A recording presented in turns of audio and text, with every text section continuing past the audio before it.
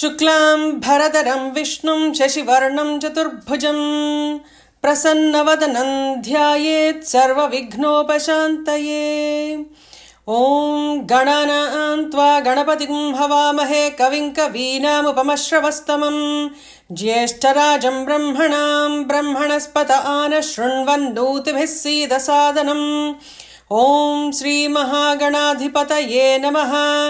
प्रणो देवी सरस्वती वाजेभिर्वाजिनीवती धीनामवित्र्यवतु। ॐ श्रीवाग्देव्यै नमः। वन्दे गुरुपदद्वन्द्वमवाङ्मनसगोचरं रक्तशुक्लप्रभामिश्रमतर्क्यं त्रैपुरं महः। श्रीगुरुभ्यो नमः। हरिः ॐ।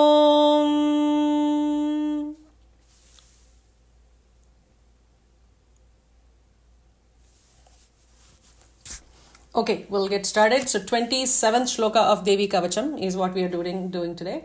27th in Gita Press document, and it is 29 in Sanskrit documents. So last week I think we did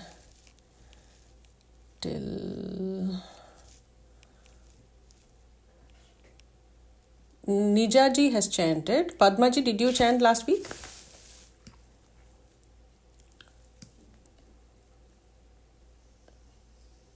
Shriji, I wasn't able to attend last class. Okay. So we'll start with you then, Nijaji. So 27. Someone can take over. I chanted. Okay, perfect. Thank you. नीलग्रीवा बहिष्कण्ठे नीलग्रीवा बहिष्कण्ठे नलिकां नलकूबरी. नलिकां नलकूबरी. Sorry, I keep forgetting. So we are doing 2 repetitions. I'll do once. If you don't mind doing twice, please, that'd be great. Okay. Should I go ahead? One more time, yeah. One more time. नीलग्रीवा बहिष्कण्ठे नलिकां नलकूबरी. नीलग्रीवा बहिष्कण्ठे नलिकां नलकूबरी. स्कन्दयोः खड्गिनी रक्षेत् बाहू मे वज्रधारिणी.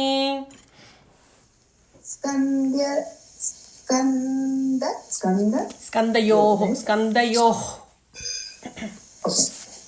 स्कन्दयोः खड्गिनी रक्षेत् बाहू मे वज्रधारिणी. स्कन्दयोः खड्गिनी रक्षेत् बाहू मे वज्रधारिणी. Can you do the full shloka 2 times, please? नीलग्रीवा बहिष्कण्ठे नलिकां नलकूबरी. स्कन्दयोः खड्गिनी रक्षेत् बाहू मे वज्रधारिणी. नीलग्रीवा बहिष्कण्ठे नलिकां नलकूबरी. स्कन्दयोः खड्गिनी रक्षेत् बाहु मे वज्रधारिणी. Yeah, bahu would have to be dirgham for the who. So it actually means both the bahus, not just one. We'll move to the 28th shloka. Padmaji has chanted. Poonamji? Yes, sure, Shiji. Nakhan chuleshwari rakshet. Nakhan chuleshwari rakshet. I'm sorry, it starts with Hasta, right? Yeah, is it Sanskrit document or which you're following, Shriji? Yeah. Sorry, yeah. My mistake. Yes, I missed. Document. The Grivayam. I think this is Hastayo. Correct. I missed a line. Sorry, my bad. It's okay. Somebody was asking something else. Grivayam. Yeah, I was wondering if that was the start of the Nilagriva. That's okay. I think it's not. So especially with all the different changes in the numbering, some feel they're the starting of the line, but they're the second line in a different document. Yeah, so in the Sanskrit documents, 27 starts with Ghantikam and 28 starts with Grivayam. 29 starts with Skandayoho. Yeah. 30 step. So look for the full Saptashati Shlokam, the full 700 pages one. If you are looking at just the Devi Kavacham document on Sanskrit documents, their numbering is different. Okay, no, this is actually from the 700. 701. So There are two, I think there are two that there are two Dula Rajams there. We have to pick the one which has 61. So you have history where they. Yes, Okay. 61 verses, right? That's what we need. Yeah. so this one, right? We need to start from Hastayor Dandini Rakshed. Yeah. That's it. Yeah, Hostel. Yeah, so Hastayor. yeah, I forgot that I missed that line and I went to the next one. My bad. We'll start again, Poonamji. Hastayor Dandini Rakshed Hastayordandini Rakshid Ambika Changulishu cha Ambika Changulishu cha Sorry. Hastayordandini Rakshid Ambika Chandragulishu cha Changulishu cha. Changulishu cha. So, when you mix Rakshet is the actual word, and then Ambika, when you put the Sandhi together and when you're chanting the entire line, then it will become Rakshed Ambika, Dambika. That's how it'll combine together. So, we'll do the full line. Hastayor Dandini Rakshed Ambika Changulishu cha. Hastayordandini Rakshedambika Changulishu cha. Hastayordandini Rakshedambika Changulishu cha. Nakhanchuleshwari Rakshet Kukshau Rakshet Kuleshwari. Naksha Chuleshwari. Nakhanchuleshwari. Okay, thank you. Okay, there's no this anga thing. Ang is not there, yeah. Yeah. Nakhanchuleshwari Rakshet.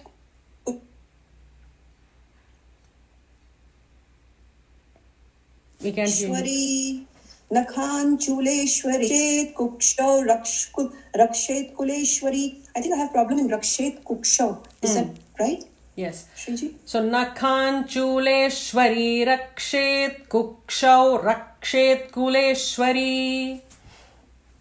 Nakhanchuleshwari Rakshet Kukshaw Rakshet Kuleshwari. Yeah. We saw Vyasa Maharshi's subtle insertions of mantras. You have ksha, ksha, ksha 3 times, like immediately consecutive 3 words. So ksham is Pratyangira mantra. Shriji, The last is Rakshin Nareshwari, right? That's how I have. is it Rakshen or Rakshet, Shriji? Rakshet Kuleshwari or Rakshen Nareshwari, if you are doing this or that. Yes, Rakshet. Yeah. So Nakha is the Mahaprana Kha. Nakhan Chuleshwari Rakshet Kukshau Rakshen Nareshwari. Essentially, the most important part of this is if there were any changes in between these documents where you have the 3 kshas, I would have said just go with the 3 kshas version. But there are no changes. Whether you say Nareshwari or what is that? Kuleshwari, it makes less difference. Can I read the whole thing? Yes, Shriji, please. once? Yeah. Two times, please. Twice. Okay, perfect. Hastyor Dandini Rakshedambika Changulishu cha. Nakhanchuleshwari Rakshet Kukshaw Rakshet Kuleshwari. Hastyor Dandini Rakshedambika Changulishu cha. Nakhanchuleshwari Rakshet Kukshaw Rakshet Kuleshwari. Awesome. Thank you. We'll move to the next 2 lines. Instead of numbering them, we'll just probably just say it. Keep it common. So, I think the next person, Pradeepa Arunji.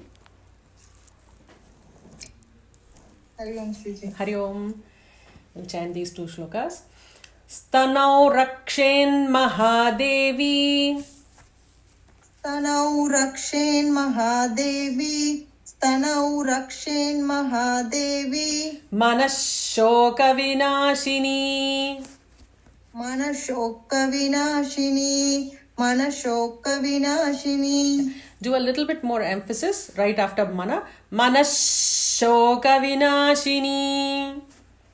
मनशोकविनाशिनी मनशोकविनाशिनी. Awesome. We'll go to the next line. Hridaye Lalita Devi. हृदये Lalita Devi. Udare. हृदये ललिता. My bad. हृदये ललिता देवी. हृदये Lalita Devi. Udare Shuladharini. उतरे शूलधारिणी. उतरे शूलधारिणी. The use like Mahaprana, just emphasize on the, not the. So Udare Shuladharini. उतरे शूलधारिणी. Fantastic. उतरे शूलधारिणी. Would you be able to do the full shloka 2 times, please? Yes, please. तनौ रक्षेन् महादेवी मनशोक विनाशिनी. हृदये ललिता देवी. उतरे शूलधारिणी.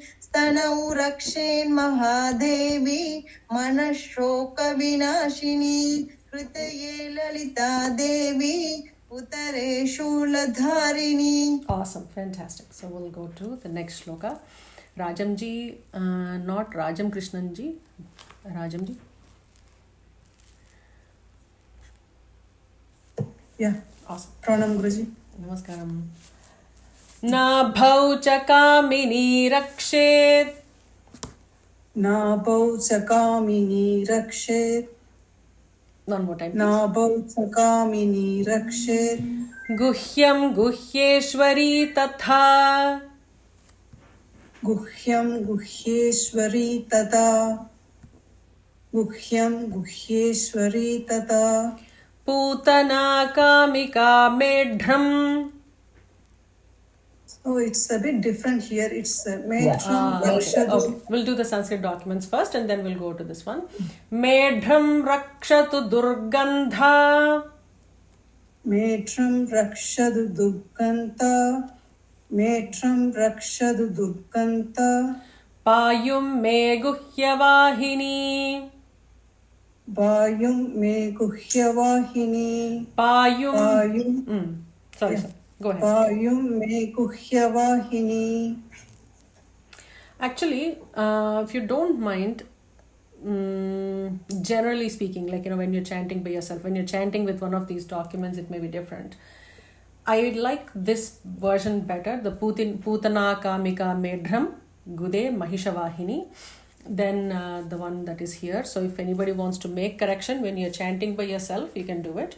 If you're following a group, in the group loud voices, yours will not be heard anyways.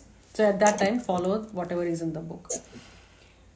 So the letters are, the words are Putana Kamika Medhram Gude Mahisha Vahini. Could you please repeat again? Putana Putana Kamika Kamika Medhram Medhram Gude Gude Mahisha Mahisha Vahini. Vahini. Putana Kamika. Kamika.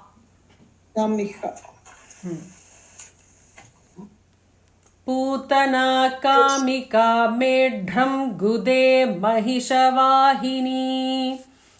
Putana Kamika Medhram Gude Mahisha Vahini. Putana Kamika Medhram Gude Mahishavahini. Putana Kamika Medhram Gude Mahishavahini. Awesome. So can you do the full to both lines, please? Nabau cha kamini rakshet guhyam guhyeshwari tata. Putana Kamika मेत्रं गुदे महिषवाहिनी नभौ च कामिनी रक्षेत् गुह्यं गुह्येश्वरी तथा पूतना कामिका मेत्रं गुदे महिषवाहिनी. Awesome. We'll go to the Shiji, I have one doubt. Napo or Napo? Nabhau bha. Mahaprana bha. Thanks, Shiji. The na is dirgham, right? Yes. Nabhi is navel. So nabhau means in the navel, or yeah. So the mother is in as Kamini in the navel. And anybody who understands Sanskritam might have understood, you don't even have to understand the full Sanskrit just to say why we want to change the second line.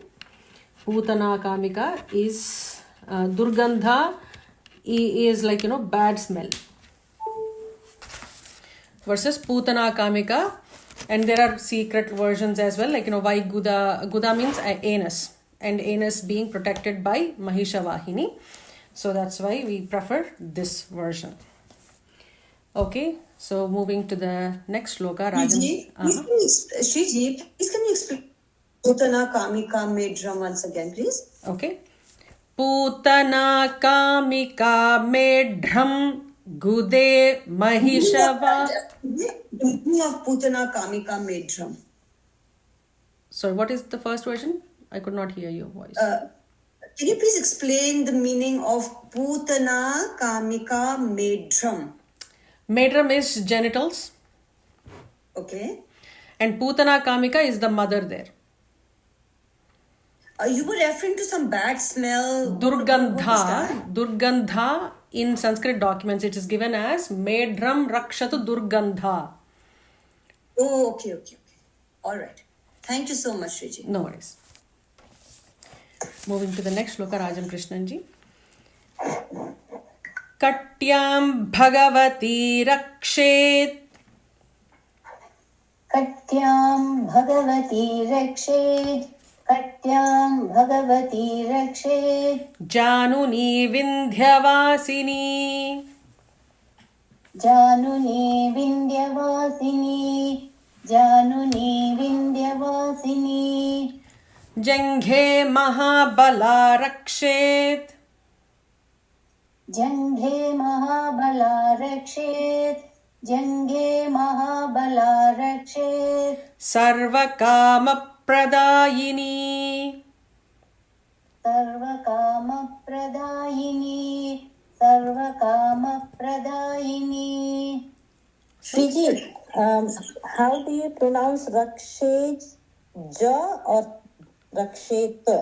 In the Katyam Bhagavati Rakshet Januni. So when you combine those together, it just merges with the next letter, which is Ja. So you will get twoJas there. Katyam Bhagavati Rakshet Januni. So you just have to extra emphasize on both the Jas. Rakshet Januni Vindhyavasini. Rakshet Januni Vindhyavasini. Try to. So you are saying two Ja. Two Jas, but don't make any space between them. So it will be Rakshet Januni. So the first Ja would not even come out of your mouth fully. Rakshet Januni. Okay, so I have to give a break in Rakshe and then Januni. Rakshe Januni. Correct. Thank you, Shiji. Awesome. Shriji, can you chant the Sanskrit version also once, Shriji, please? Okay. Katyam Bhagavati Rakshet Uru Me Meghavahana. Janghe Mahabala Rakshet Janu Madhavanayika. So in some ways Sanskrit documents is better, in some ways this is better, but obviously whatever mother wants us to chant. So Uru is thighs. So in thighs there is Meghavahana, but there is no mention of thighs in this document, in the Gita Press document. कट्यां भगवती रक्षेद ऊरु मे मेघवाहना जंघे महाबला रक्षेद जानु माधवनायिका. So I will repeat Sanskrit version now. Yes, please. If you don't mind, just doing both versions, one each. Okay. Katyam Bhagavati Rakshe Duru Me Meghavagana Jange Mahabala Rakshe Janu Madhavanayika. Katyam Bhagavati Rakshe Duru Me Meghavagana Jange Mahabala Rakshe Janu Madhavanayika. Awesome. Thank you, Rajam ji. Saroja ji. जी. गुल्फयोर्नारसिंही च पादपृष्ठे तु तैजसी. गुल्फयोर्नारसिंही च पादपृष्ठे तु च तेजसी. गुल्फयोर्नारसिंही च पादपृष्ठे तु तैजसी. पादाङ्गुलीषु श्रीरक्षेत् पादाधस्तलवासिनी. पादाङ्गुलीषु श्रीरक्षेत् पादाधस्ततले दस्तलवासिनी. क्षम्यताम्. पादाङ्गुलीषु श्रीरक्षेत् पादाधस्तलवासिनी. Excuse me. Full shloka 2 times, please. जी. पादाङ्गुलीषु गुल्फयोर्नारसिंही च पादपृष्ठे तु तैजसी. पादाङ्गुलीषु श्रीरक्षेत् पादाधस्तलवासिनी. गुल्फयोर्नारसिंही च पादपृष्ठे तु तैजसी. पादाङ्गुलीषु श्रीरक्षेत् पादाधस्तलवासिनी. Awesome. Thank you so much. Saroja ji. And if Could you kindly do the I know, we'll do Sanskrit this, version? the Sanskrit document. Sudaji, so I'll actually ask you to repeat. I don't know if Saroja ji looks like she is outside, so I didn't want to ask her No, to. I am here. You are here? Okay. So you can just do the Sanskrit documents version as well, Saroja ji? Okay. Oh, yes. Gulpayor. Narasimhi च पादपृष्ठे तु कौशिकी. पादाङ्गुली श्रीधरी च तलं पातालवासिनी. गुल्फयोर्नारसिंही च पादपृष्ठे तु कौशिकी. पादाङ्गुली श्रीधरी च तलं पातालवासिनी. Awesome. धन्यवाद. Is it Padanguli Sridhari or Padangule? Padanguli Sridhari. With an extra sh.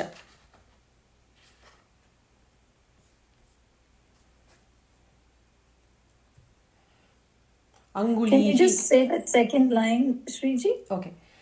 Padanguli Sridhari cha talam patalavasini. Padanguli Sridhari cha talam patalavasini. Sorry, vasini. Padangulihi means anguli is the toes of the feet. So they are saying therefore you'll have visarga there. If you say without the extra sha, then it becomes protect only one toe. So you have to very specifically use Padanguli Sridhari.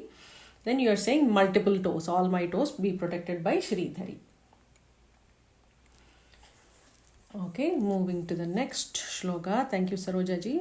Shanti Menon ji. Yes, Shriji. Nakhan Danshtra Karali cha. Which document? Sanskrit you're doing? Whichever. So we'll do Gita Press first. Okay. I don't know if they're different. So I don't know. The mistake in both in Sanskrit documents that I'm noticing is it says Danshtra Karali. It should be Danshtra Karali. There should be a Dhirka.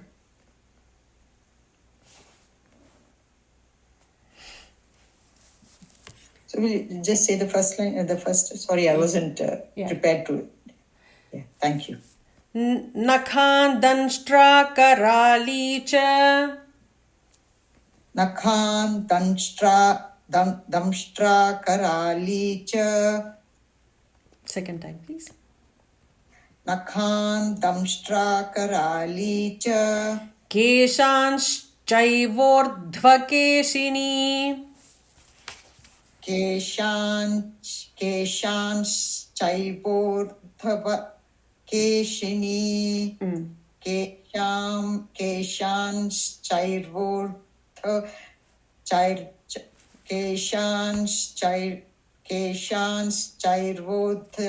Yeah, let me help you. So try to break it. Keshansh chai vordhva keshini. Vordhva. Okay. Keshansh chai vordhva keshini. Shall I say it again? Yes, please. Nakhan drishta karali cha keshansh chaivar vordhva keshini. Keshansh chaivordhva keshini. Keshansh chaivordhva keshini. Okay. We'll go to the next line. Romakupeshu kauberi tvacham vagishvari tatha. Romakushepu kauberi tvacham. Kupeshu. Romakupeshu kauberi tvacham vagishvari tatha. Romakupeshu kauberi tvacham vagishvari tatha. Awesome. Can you do the full to both the lines, please? I'll try. Nakhan drishta karali cha keshans chaivordhva keshini. Romakupeshu kauberi tvacham vagishvari tatha. Nakhan drishta karali cha keshans chaivordhva keshini. Romakupeshu kauberi tvacham vagishvari tatha. Awesome. So we'll do the Sanskrit documents version as well. It's Shanti. Kaumari in Sanskrit document. Yeah, so that's why you're just getting to the first line is exactly the same. So we'll repeat just the second line from Sanskrit document, Shanti ji. Okay. Romakupeshu kaumari tvacham yogishvari tadha. Romakupeshu kaumari tvacham yogishvari tatha. Romakupeshu kaumari tvacham yogishvari tatha. Okay. The first line has actually karali and not kareli. So how do you want to Damshtra karali. Damshtra karali is the word. And it's the same thing. Only thing is you have to just add damshtra would be a dirgha. Okay, thank you. No problem. We'll go to the next one. Shishi.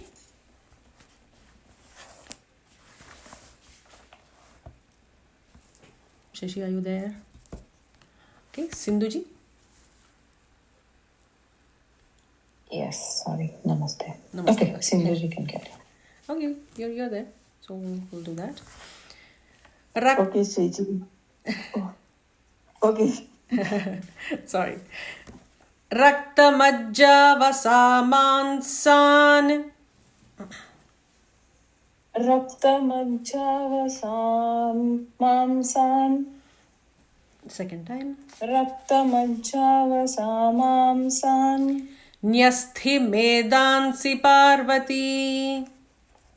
Yasti medhamsi parvati. Yasti medhamsi parvati. Antrani kalaratrishcha. Antrani kalarātrischa.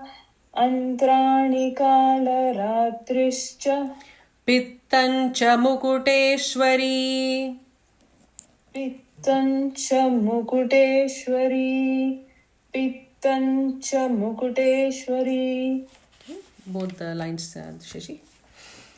रक्तमज्जावसामां सान्यस्थिमेदांसि Parvati अन्त्राणि कालरात्रिश्च पित्तञ्च Mukuteshwari रक्तमज्जावसामां सान्यस्थिमेदांसि Parvati अन्त्राणि कालरात्रिश्च पित्तञ्च Mukuteshwari. Awesome, thank you. So I think there are no differences in these documents for this one.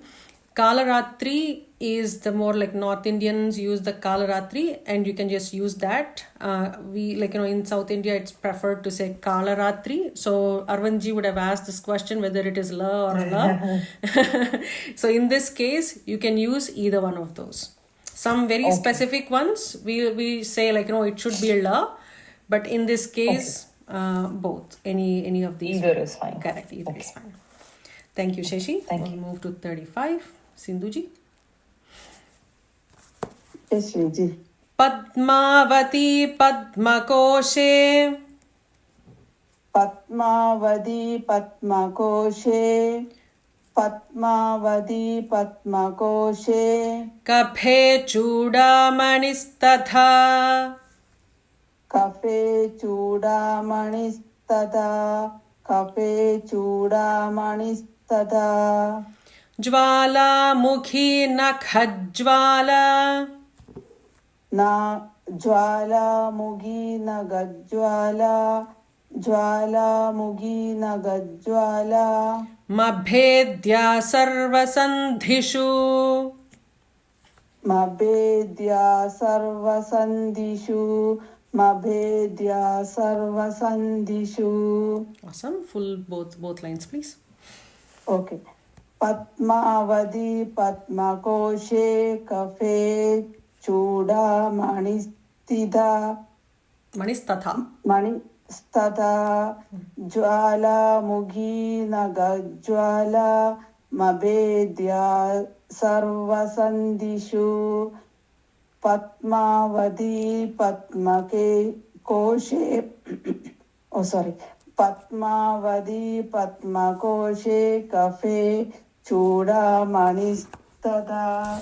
Jwala Mugi Nagajwala. Mabhedya Sarvasandhishu. Awesome. So Sandhishu would be better. Just make it more emphatic. So when you're chanting, Sarvasandhishu. Sandhishu. Sarvasandhishu. Yeah, try to emphasize. Actually, not about Sindhuji, but generally speaking, I wanted to just share a joke. So Shashi is here, so she knows this joke. So I was teaching my little niece, and most of you know my niece. She is 8, and I was teaching her Medha Suktam. So she was very fond of that Suktam. So I probably just did once or twice with her, and she would just, even when we were going for drives in the back seat, she would just keep chanting for herself, by herself, without any prompts. So she and I were joking. I was explaining her the difference between Alpa Prana and Mahaprana. For a young child, how would you help her understand, right? So I said, Medha, and I was actually trying to explain it to her. And then I said, ask for Medha means intellect. So Medha Devi Jushamana. So I said, Medha is intellect, Medha is fat. So she was like, ooh, I don't want that. So in Sanskrit actually makes a difference when you are just emphasizing separately. So that's the examples. So from there, whenever we chant together, she'll say, I remember that. I cannot say Medha. Thank you, Sindhuji. We'll move to the next shloka.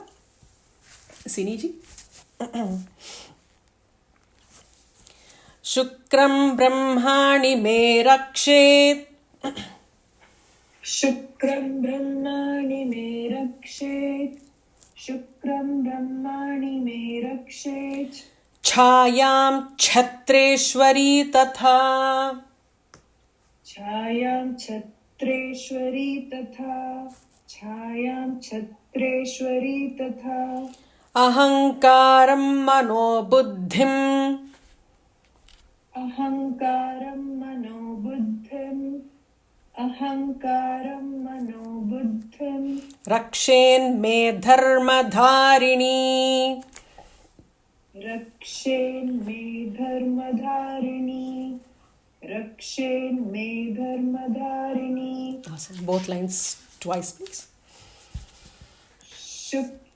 शुक्रं ब्रह्माणि मे रक्षेत् छायां छत्रेश्वरी तथा अहंकारं मनोबुद्धिं रक्षेन्मे धर्मधारिणी शुक्रं ब्रह्माणि मे रक्षेत् छायां छत्रेश्वरी तथा अहंकारं मनोबुद्धिं रक्षेन्मे Dharmadharini.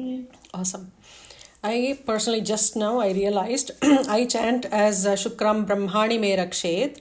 I believe it should be Brahmani me rakshet. Correct, Saroja ji? I'll ask you for that help. Yeah, it is Brahmani. Yeah, it's Brahmani is in Sanskrit documents. In Gita Press, it is the short Hrasvam. But because these are not, it should be Brahmani me rakshet. Shriji, is it Rakshet or Raksheta or the? So when you combine the plus cha, it becomes double cha. So what about here? What should be chant as? Shukram Brahmani me Rakshet chayam. So you have double chas. Okay, thank you. Capital CH is what you would do. Shukram Brahmani me rakshet chayam chhatreshwari tatha. I think because of the syllable count and the matra count, that's why it's Brahmani me rakshet, because it just fits into the... Correct. But actual from a grammatical standpoint, it should have been Dhirgam Brahmani me rakshet. Thank you. Yeah. Okay, we'll move to the next shloka. Srilata ji. Pranapanau tatha vyanam. Oh, Srilata ji is probably away from the phone. SS9. Can I think I missed my chance due to web. Okay. Let's do it. Pranapanau tatha vyanam. Pranapanau tatha vyanam. Second time, please. Pranapanau tatha vyanam. Udanam cha samanakam. Udanam cha samanakam. Udanam cha samanakam. Vajrahasta cha me rakshet. Vajrahasta cha me rakshet. Vajrahasta cha me rakshet. Pranam kalyana shobhana. Pranan kalyana shobhana. Pranan kalyana shobhana. I think this is pranam, like the prana, not the pancha pranas. So pranan would be the pancha pranas that I believe has already completed. So rakshet pranam kalyana shobhana. Can you do the full shloka twice, please? Pranapanau tatha vyanam udanam cha samanakam. Vajrahasta cha me rakshet pranam kalyana shobhana. Pranapanau tatha vyanam udanam cha samanakam. Vajrahasta cha me rakshet. प्राणं कल्याणशोभना. Awesome, Sudhaji. Thank you. So I'm assuming everybody is getting the feel and how this, the pattern of these shlokas. So I'm hoping we can just move a little faster with the next ones. So we'll do full lines only, not split into half lines. If there are any difficult ones and we have discussions we need to do, we'll absolutely stop for those. What my hope is to complete this and complete Argala Stotram before we get into Navaratris, Lalita Navaratris. I wish I can do the Akilakam as well, so all three can be chanted together. So we'll try to see how quickly we can go. This one, Argala Stotram, is pretty straightforward. It should be repetitive lines mostly, so we can do it in one session. And Kilakam is also very short, so we should be able to complete that also in one session or even less. So I'm hoping in 2 weeks we can complete those, and in 1 week we can complete the rest of these shlokas. I don't know if we have those many weeks or weekends. So either way, my hope is even if we have to take an extra half an hour, we'll complete these 3 chants hopefully for the Navaratri, so you can chant these all 9 days then. So we'll go to the next shloka. S.S. Nayarji. Hi Shriji, I have the Sanskrit documents first. Okay, so we'll do that. Rase rupe cha gandhe cha shabde sparshe cha yogini. Rase rupe cha gandhe cha shabde sparshe cha yogini. Rase rupe cha gandhe cha shabde sparshe cha yogini. Sattvam rajastamaschaiva rakshen narayani sada. Sattvam rajas. Sorry, I'm stuck with that second. Yeah. Rajastamas-chaiva. Chaiva. Sattvam rajastamas-chaiva rakshe narayani sada. Sattvam rajastamas-chaiva rakshe narayani sada. Awesome. Can you do both lines, please? Rase rupe cha gandhe cha shabde sparshe cha yogini. Tattvam rajastamas-chaiva rakshe narayani sada. Rase rupe cha gandhe cha shabde sparshe cha yogini. Sattvam rajastamas-chaiva rakshe narayani sada. Yeah. Sattvam rajastamas-chaiva. Sattvam rajastamas-chaiva. Okay. So when you have if you write it down separately as rajas, tamas, chaiva, when you're chanting them together, you will automatically get all those confusing conjunct consonants easily. Okay, thank you. Thank you. So Sudhamani ji, we'll chant with you the next shloka. Yes. Ayu rakshatu varahi dharmam rakshatu vaishnavi. Ayu rakshatu varahi dharmam rakshatu vaishnavi. Ayu rakshatu varahi dharmam rakshatu vaishnavi. Yashah kirtin cha lakshmin cha dhanam vidyan cha chakrini. Yashah kirtim cha lakshmi cha dhanam vidyam cha chakrini. Yashah kirtim cha lakshmi cha dhanam vidyam cha chakrini. Both lines, please. Ayu rakshatu varahi dharmam rakshatu vaishnavi. Yashak kirtim cha lakshmin cha dhanam vidyam cha chakrini. Ayu rakshatu varahi dharmam rakshatu vaishnavi. Yashak kirtim cha lakshmin cha dhanam vidyam cha chakrini. Awesome. Thank you, Shriji. Thank you. So there is a difference in Sanskrit documents version, and you might be wondering like what happened to Dhanam and Vidya. Dhanam is in the 43rd line. So there is a Dhaneshwari, Dhanam Rakshet, Kaumari, Kanyaka Tatha. So I'll just chant this second line if you want. Where is that? Yasha Kirtincha Lakshmincha Sada Rakshatu Vaishnavi. If you want to change it to Dhanam Vidyancha Chakrini, or you can do that as well. So we'll go to the Dharmam Rakshatu Parvati. So that also is a Can you little. just repeat the second line, please? Yeah. From Sanskrit documents?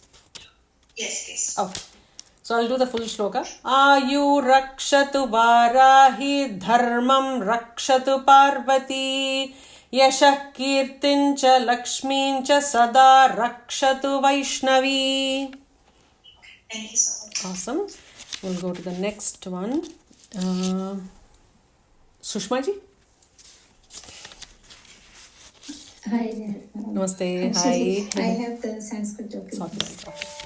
गोत्रमिन्द्राणि मे रक्षेत् पशून् रक्षेत् च चण्डिका गोत्रमिन्द्राणि मे रक्षेत् पशून् रक्षेत् च चण्डिका गोत्रमिन्द्राणि मे रक्षेत् पशून् रक्षेत् च चण्डिका पुत्रान् रक्षेन् महालक्ष्मी भार्यां रक्षतु भैरवी पुत्रान् रक्षेन् महालक्ष्मीर्भार्यां रक्षतु भैरवी पुत्रान् रक्षेन् महालक्ष्मीर्भार्यां रक्षतु Bhairavi. Awesome. Both lines please. गोत्रमिन्द्राणि मे रक्षेत् पशून् रक्षेत् च चण्डिका पुत्रान् रक्षेन् महालक्ष्मीर्भार्यां रक्षतु Bhairavi. One more time please. Oh, sorry. गोत्रमिन्द्राणि मे रक्षेत् पशून् रक्षेत् च चण्डिका पुत्रान् रक्षेन् महालक्ष्मीर्भार्यां रक्षतु Bhairavi. Awesome. Thank you Sushma ji. So the next. Shriji, Padma here. Yes Padma ji. We have Rakshe, Pashun, Me, Rakshe, Chandike in Sanskrit documents. There are two Me's. One is Gotram Indrani, Me, Rakshe, Pashun, Me, Rakshe, Chandike. Is that right, or we have In Sanskrit documents? Yeah. Actually, Gita Press. Gita Press, Shriji. Gita Press. Okay, that's what I'm thinking. I don't know. I'm having only Sanskrit documents with me here. Yeah. So what? Indrani me rakshe, Pashun me rakshe chandike. We don't have it in Sanskrit documents, the version I have. No, we don't have it in Sanskrit. So that's what I am looking at Devi Kavacha from Sanskrit, the separate one. Yes. Yeah. So the one that is embedded within that actually has Gotram Indrani me rakshet Pashun rakshet cha Chandika. Okay. So either way, it means the same thing. Whether you may is like me, cha means end. So it's just Can Yeah. Okay. Okay, we'll go. Shriji, can you please do the Gita Press one? Rakshet Pashun me, that's the one. Gotram Indrani me rakshet Pashun me raksha Chandike, or Chandika is also fine. Actually, it should be Chandika, not Chandike. Chandika. Putran rakshen Mahalakshmir bharyam rakshatu bhairavi. Okay, next, moving to the next one. Thank you. The next shloka, Taraji. Sure. We'll do from Sanskrit documents. There is an extra line. Dhaneshwari dhanam rakshet kaumari kanyakam tadha. Dhaneshwari धनं रक्षेत् कौमारी कन्यकां तथा धनेश्वरी धनं रक्षेत् कौमारी कन्यकां तथा Panthanam supatha rakshen margam kshemakarii tatha. पन्थानं सुपथा रक्षेन् मार्गं क्षेमं करी तथा पन्थानं सुपथा रक्षेन् मार्गं क्षेमं करी तथा. Yeah. You're right, Taraji. I'm so used to doing Shemakari, not Shemankari. Yeah. So even I think grammatically Shemakari makes more sense, but that's okay. Like whatever is here, we'll not make too many changes. Thank you. Just chant both lines, please. Dhaneshwari धनं रक्षेत् कौमारी कन्यकां तथा पन्थानं सुपथा रक्षेन् मार्गं क्षेमङ्करी तथा धनेश्वरी धनं रक्षेत् कौमारी कन्यकां तथा पन्थानं सुपथा रक्षेन् मार्गं क्षेमङ्करी तथा. Awesome. We'll move to the next shloka. Thank you, Taraji. Vinitaji. Rajadware Mahalakshmir Vijaya Satatasthita. Rajadware Mahalakshmir Vijaya Sarvatah Sthita. Rajadware Mahalakshmir Vijaya Sarvatah Sthita. Rakshahinantu Rakshahinantu yatsthanam varjitam kavachena tu. Rakshahinam tu yatsthanam yatsthanam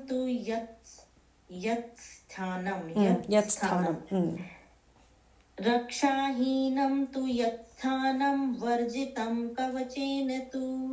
Awesome. Full to both the lines, please. Rajadware Mahalakshmir Vijaya Sarvatah Sthita. Rakshahinam tu yatsthanam varjitam kavachena tu. Rajadware Mahalakshmir Vijaya Sarvatah Sthita. Rakshahinam tu yatsthanam varjitam kavachena tu. Awesome. Thank you. So Shriji, the lines are a little bit different, right? For me, the 41 is starting on Gita Press from Panthanam line, and then Rajadwara is the second one. Correct. And then this one is Rakshahinam, is 42 starting Rakshahinam, and then this one. Exactly.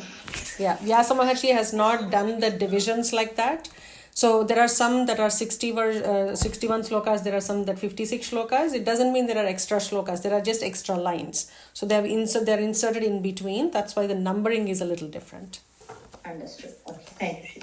Okay, so in Sanskrit document, it's Satatasthita and Kavachena too. So it's a little bit different, right, from what she chanted? Correct. Sarvatasthita is what is in Gita Press. Sarvataha is everywhere. Satataha is forever. So whichever you chant, it just has a different meaning, but essentially it's the same thing. Just Mother protect me everywhere, anywhere, all the time. Okay, moving to the next shloka. Anita Ravindranji. Yes, Shriji.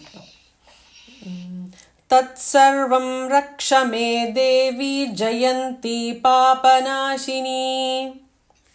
तत्सर्वं रक्ष मे देवी जयन्ती पापनाशिनी. तत्सर्वं रक्ष मे तत्सर्वं रक्ष मे देवी जयन्ती पापनाशिनी. पदमेकन्न गच्छेत्थु यदि चेच्छुभमात्मनः. Sorry, Shriji, I have Sanskrit document. Okay. Sarva Rakshakaram Punyam. Okay. Sarva Rakshakaram Punyam Kavacham Sarvada Japet. Sarva Rakshakaram Punyam Kavacham Sarvada Japet. Sarva Rakshakaram Punyam Kavacham Sarvada Japet. Awesome. Just a couple times, please. तत्सर्वं रक्ष मे देवी जयन्ती पापनाशिनी. सर्वरक्षाकरं पुण्यं कवचं सर्वदा जपेत्.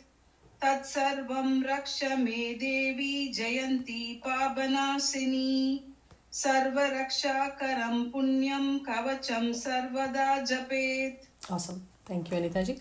We'll just do one more shloka if everybody is okay. I know we went a little further out, but because I started late, I wanted to just do a few more minutes.